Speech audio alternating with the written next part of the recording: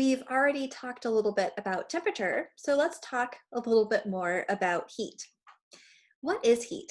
Heat is the transfer of energy between a system and its environment due to the temperature difference between them. So you don't have heat transfer unless there is a temperature difference between two substances. We define something called the kilocalorie. 1 kilocalorie is the amount of heat needed to change the temperature of 1 kilogram of water by 1 degree Celsius.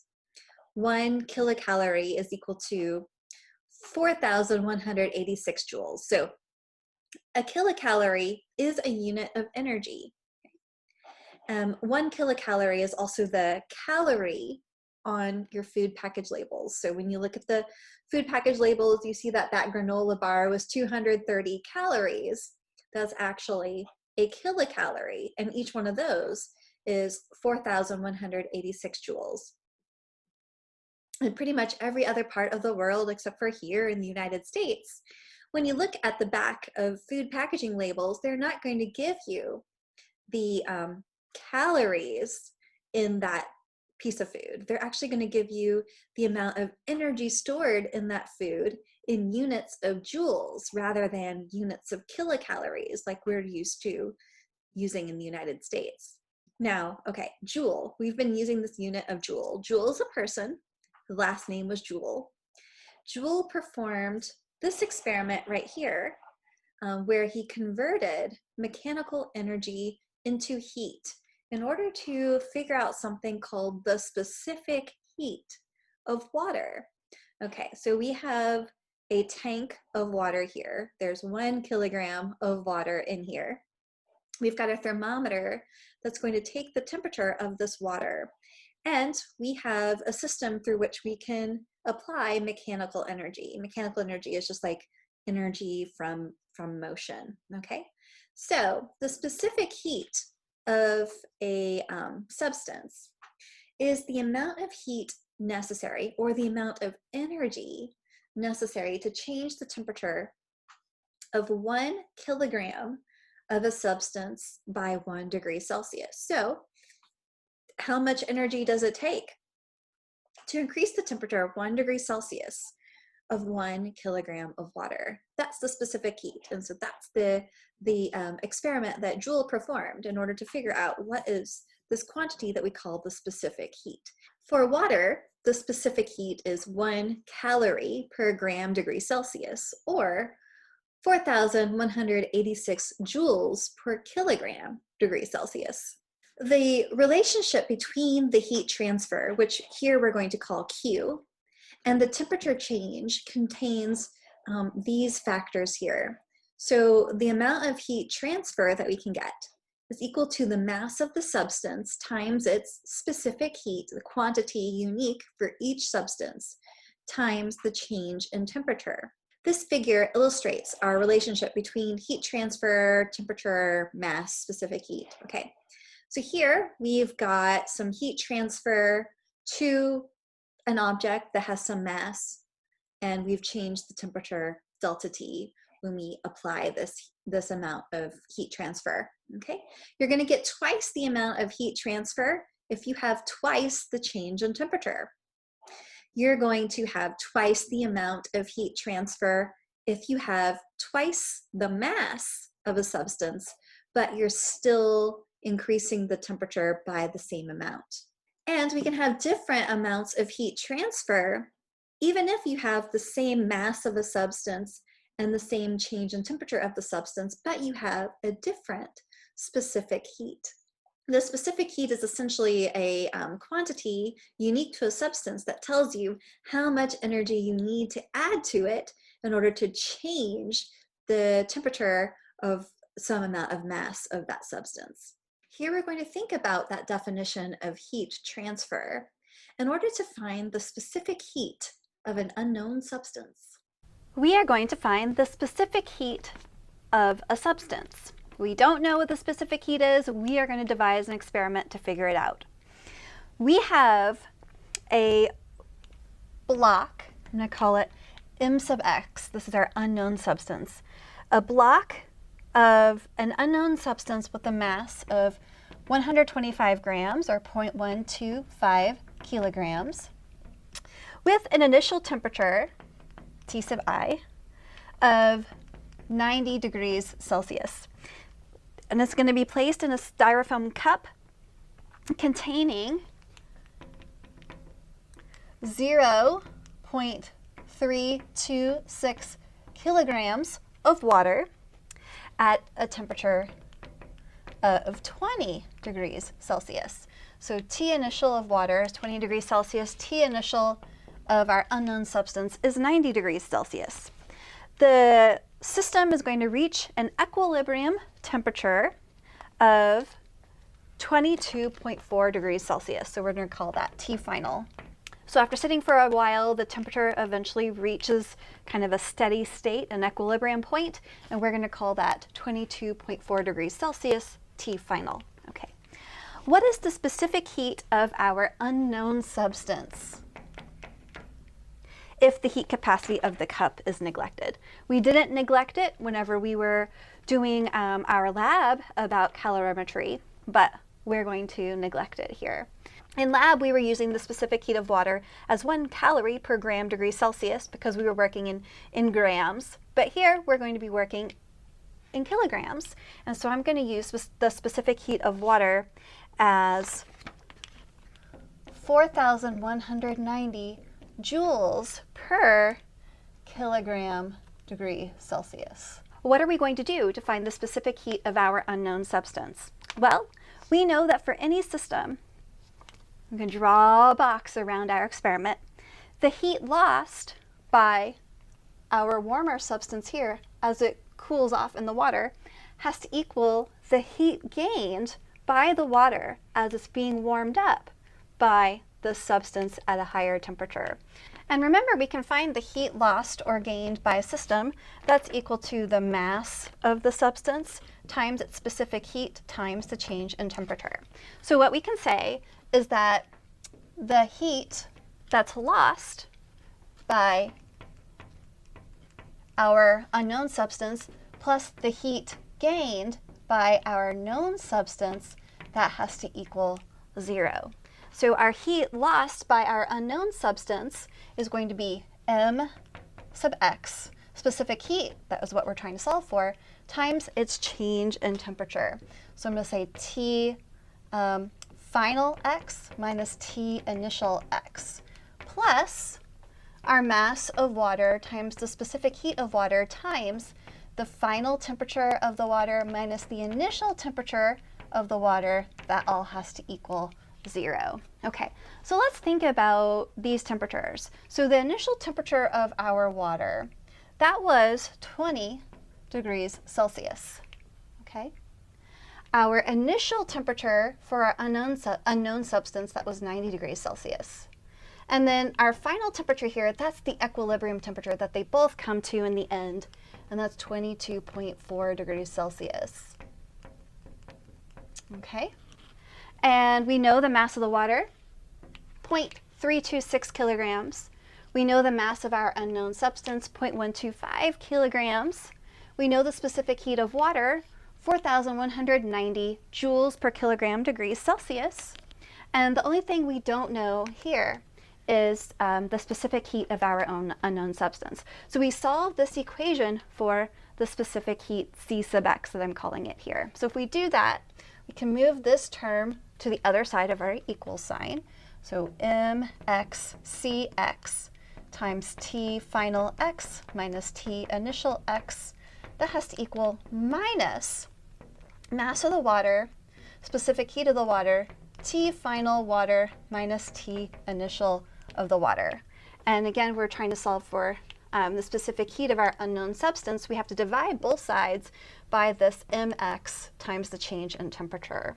So then Cx equals minus mass of the water, specific heat of the water, times the final temperature of the water minus the initial temperature of the water, all divided by the mass of our unknown substance times its final temperature minus the initial temperature. Okay, so we already talked up here about what each of those terms are, and so I am not going to rewrite them here. Okay, and so you see there's a minus sign here.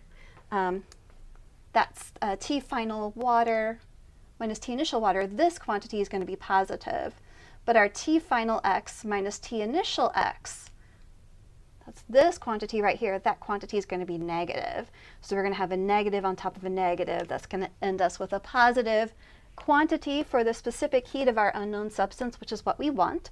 So I'll let you plug in these quantities yourself, but we'll find that the specific heat of this unknown substance is 387 joules per kilogram degree Celsius. And it turns out, we can look this up in a table, that this is the specific heat of copper. So our unknown substance is copper. Here we have a table of the specific heats of some materials at standard atmospheric pressure. And we can give the specific heats in units of joules per kilogram degree Celsius or calorie per gram degree Celsius. Whichever one you choose is dependent on the problem you're solving. Usually if you have a lot of masses in kilograms, maybe you'll want to use the specific heat in joules per kilogram degree Celsius.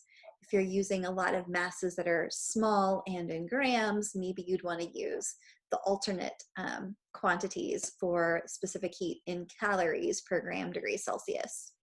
So we're going to think about the specific heat of a substance and the amount of heat transfer and the amount of temperature change that we need to add to the system for this engagement check here. Suppose you have 1 kilogram each of iron, glass, and water, and all 3 samples are at 10 degrees Celsius.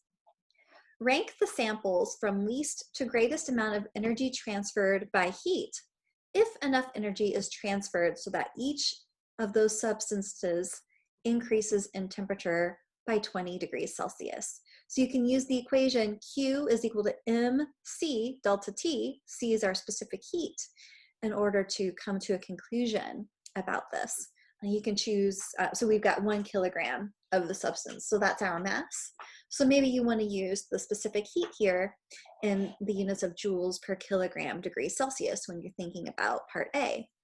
And then you're going to rank the same samples from lowest to highest temperature after 100 joules of energy is added to each of these substances by heat. Okay, so lowest to highest temperature after, remember Q is equal to mc delta T. In this case, the amount of heat we're adding, Q, is 100 joules. We're going to keep our same mass of 1 kilogram. Here you have a table of the specific heats, and we're asking about the temperatures from lowest to highest after we add this amount of energy. So you're going to rearrange that equation for Q is equal to mc delta T to think about the change in temperature. Which one's going to have the lowest change of temperature and which one the highest if we start all of our samples at 10 degrees Celsius.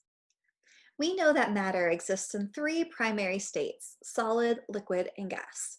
You have to add heat or remove heat from a system in order to change the phase of a substance. Phase changes from solid to liquid and liquid to gas take place at constant temperature. There is no temperature change when you change phase, but you do have to add heat to the system in order to change phase.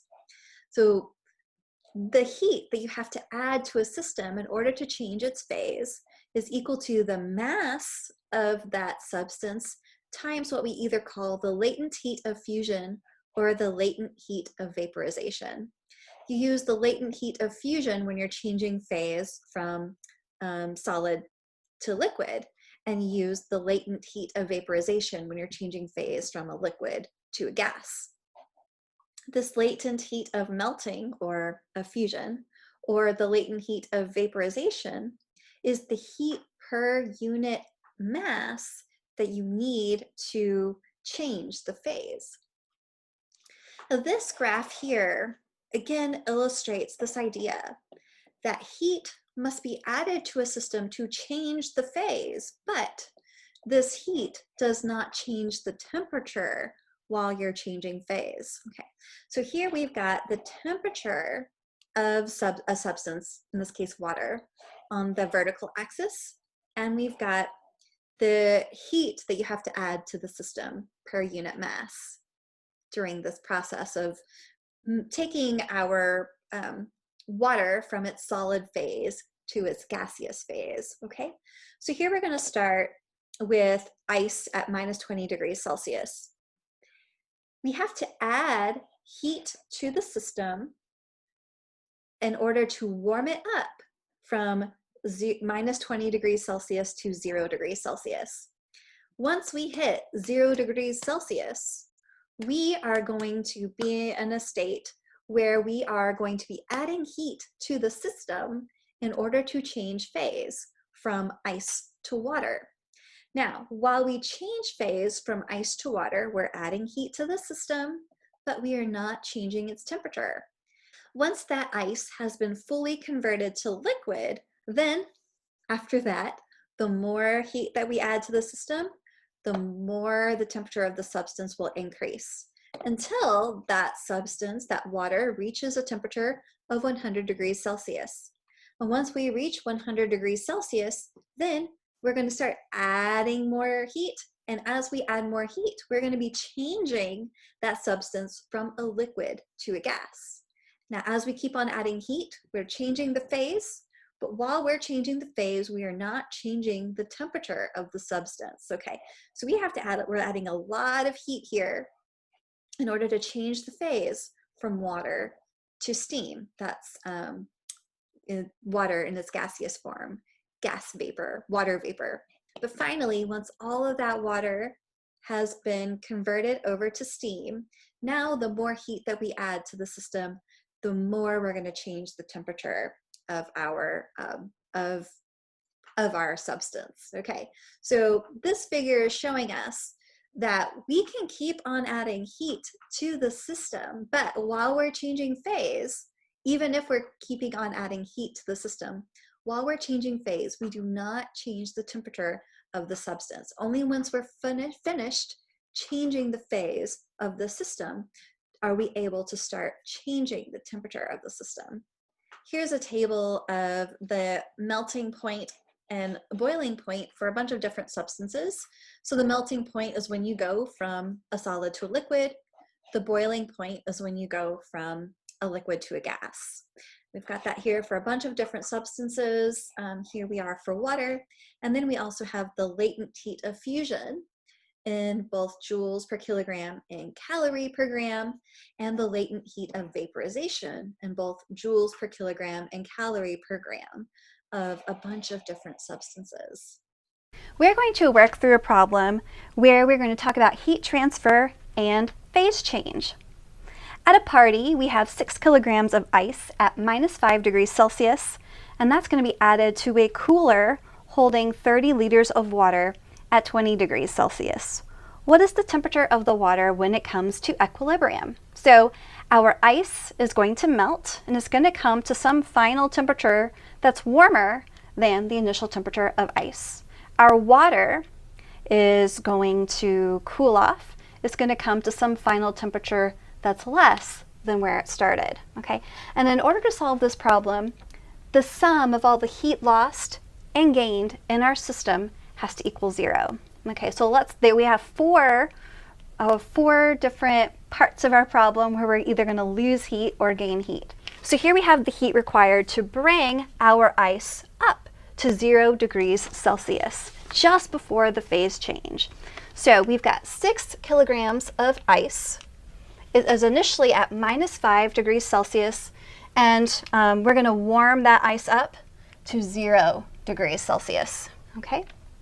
And then there's going to be some heat associated with changing phase of the ice cube from solid to liquid, or let's call it some energy required to change the phase of our ice cube from solid to a liquid. Okay, and so the amount of ice that we have to melt is still 6 kilograms. So this is the energy required to warm up that ice that ended up at 0 degrees Celsius to warm it up to our final temperature.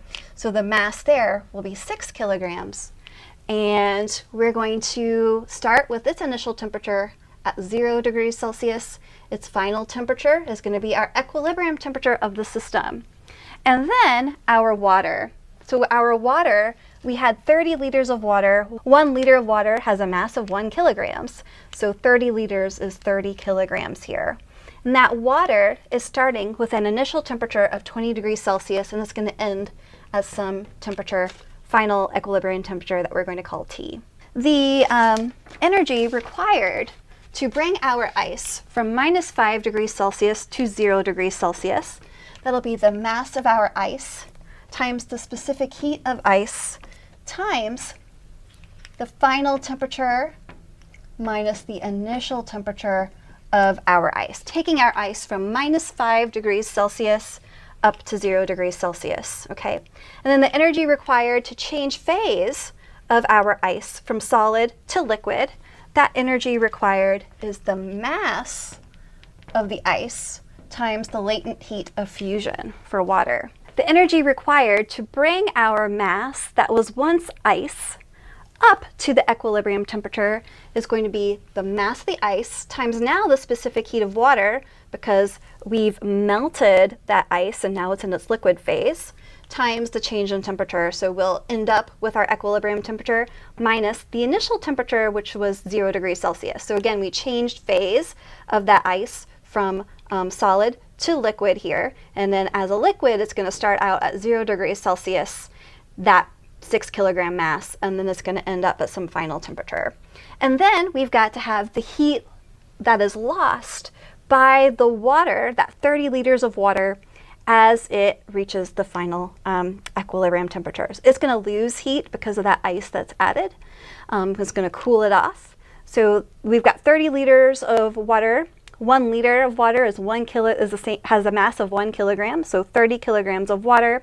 Its final temperature is going to be the equilibrium temperature. Its initial temperature was 20 degrees Celsius, so the heat lost by the water is going to be the mass of the water, 30 kilograms, times the specific heat of water, times, in this case, yeah, that was T initial here. T, our equilibrium temperature, minus the initial temperature of water, which was 20 degrees Celsius. Okay, and we've got the specific heat of water, we can fill that in, was 4,190 joules per kilogram degree Celsius.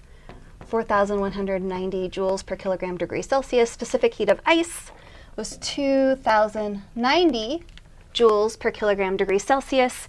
And this row here, that's the heat or the energy required to melt our ice. Okay, and so we don't need a specific heat, but we've got the latent heat of fusion.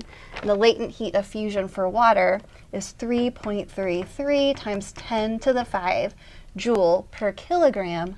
So we've got our chart here. I've got all the quantities that you can plug in here. I've got the expressions here for either the heat gained, all of these are gaining heat, and then the heat lost by different parts of our system. And so we have to have Q gained plus Q lost equals 0, okay? And our whole system, the heat lost has to equal the heat gained. And for our heat gained, we have Q ice plus Q melt plus Q bringing up that temperature of the mass that was once ice and now is water, plus the Q water. And that all has to equal 0. Okay, so T here is our equilibrium temperature. That's what we're trying to solve for. You've got the expressions here for each of those terms. You've got this table here with all the numbers. And so if you wanted to solve this problem for the equilibrium temperature, it's an algebra problem. Okay, you plug in all those terms here. We know everything except for these quantities T, which is our T final. Algebra problem, solve it for T, plug in all of these quantities that we know, and then we'll find our final temperature, equilibrium temperature of the system. And for this problem, that final equilibrium temperature is equal to 3 degrees Celsius.